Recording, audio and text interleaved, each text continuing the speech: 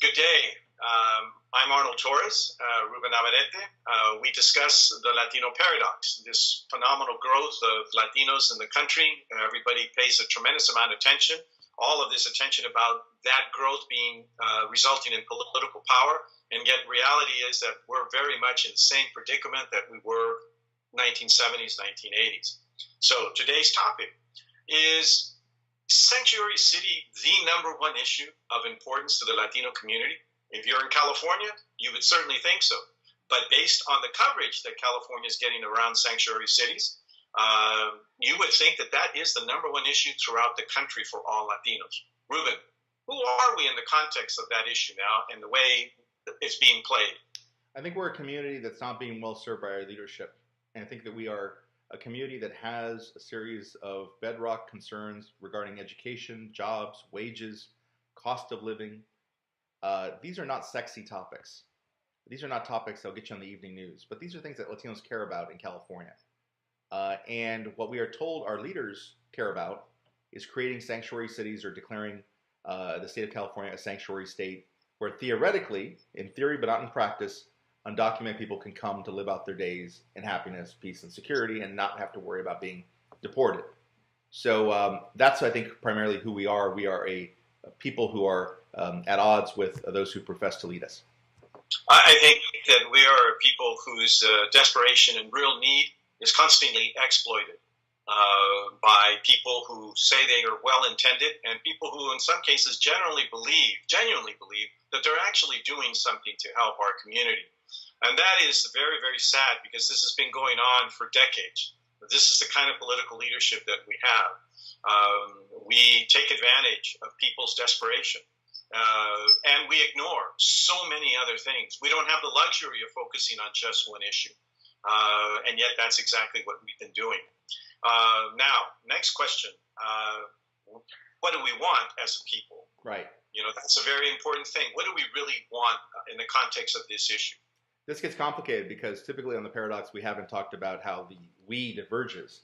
In this case, the we diverges. My question back to you is, what we are we talking about? Because if we're talking about the Latino population as a whole in the country, the ordinary folk, the common folk, those who are the outsiders and not the insiders, what those people want is, again, a series of leadership initiatives that deal with the issues they care about.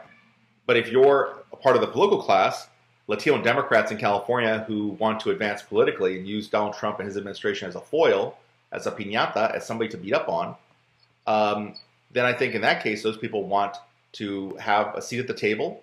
They want to have access to television cameras, and they think that sanctuary cities is just the distraction they need to get people to focus on that.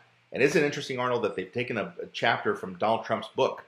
Donald Trump knows that he can screw up the country a million different ways, but as long as he keeps talking about the wall, all of his supporters will follow and focus in on the wall. It's a master strategy, but Democrats do it too. I think what we want, as you said, who is it and what do who want? We're a diverse community. There's no doubt. We have a large percentage in California that is undocumented, and we have a lot that's American-born, United States-born.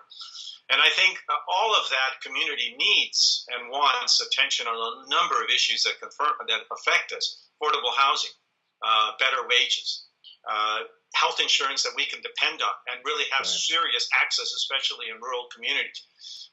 We want a better education, but we don't get that. Okay, the other side wants to compete with Donald Trump. They want to be able to fight against him. They want to be given the image and earn the image of being the real resistance effort. Look what California is doing. It's leading the charge. And unfortunately, the two who we want, they're not really talking to one another. But the media plays a real big part in that as well, because they love the going against Trump and they ignore the meat and potatoes, the economy issues, the housing, the health care, the education. Now, the most complicated one for us is, what are we doing wrong? And there's a lot for us to discuss there. Go ahead. I think what we're doing wrong is we're taking the bait. We're following that distraction. You know, again, as I said, Donald Trump's master stroke is saying, look over there, look over there. No, not over here, look over there. And he does that to his supporters most of all. You have to understand this. Donald Trump deceives his supporters more than anybody else. He lies to his supporters. The big thing that people misunderstand about politics and politicians is they have this idea that politicians lie to the other side. That's not true. If you're Barack Obama, you don't have to lie to Republicans because they don't like you anyway. You need to lie to Democrats, so they'll keep liking you and voting for you. You have to convince African Americans and Latinos you're really in their corner when you're not. When you're really taking care of white guys on Wall Street. So likewise with Trump, he has to lie to his supporters first and foremost. And with Latinos, Democrats, and leadership, with sanctuary cities, what they do is they put this out as bait. What we do wrong is we take the bait. If we begin to believe that sanctuary cities are in fact the centerpiece of Latino political power in 2017, then that's what we do wrong. We fall for the trap. We follow the distraction. They have this little laser pointer, and we follow the laser pointer wherever they go, and that's what we're doing wrong. I think what we're doing wrong, again, Ruben, is two groups of people, at least two big groups, right? It's the voter as well as the non-voter. I believe that we have to be concerned as much about the non-voter, the person that cannot vote, because of the phenomenal contribution that community of non-voters makes to this state as well as to this nation. We do have to concern ourselves with their well-being. So it is important that we deal with sanctuary cities and the condition and the situation on immigration. But my God, what we're doing wrong is that's all we want to focus on. We ignore virtually every other issue. Why? Because it's not in our best interest. Right. No, it's not true. a clear winner.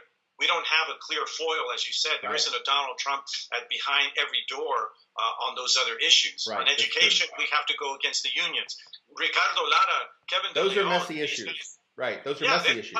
They don't want it. Yeah. The only one that's willing to stand up on that is Antonio Villaraigosa up to now. And this is not an ad for Antonio. That's just the reality. Right. About housing. We don't talk about housing anymore.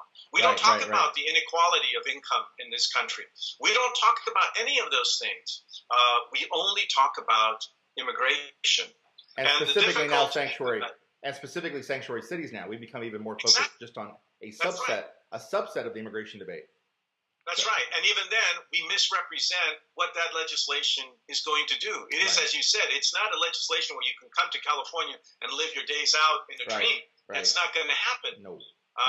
It's, again, conceptually well-intentioned, but it is so far away from the reality of what the government can actually do to us. Right. And so for me, I think our community continues to lack that ability to hold its elected officials accountable.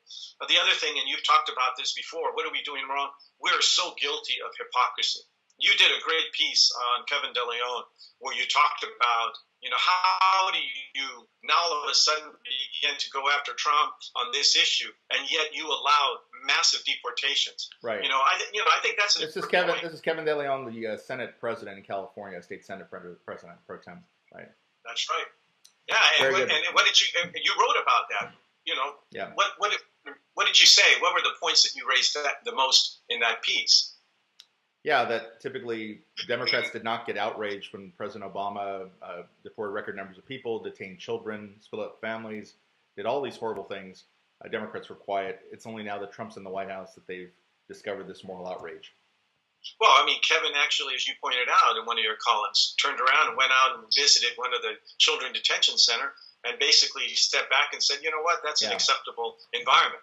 So I think these are prime examples of what we do wrong, but the we is constantly, we're going to have to spend more time beginning to divide that we identify the we better.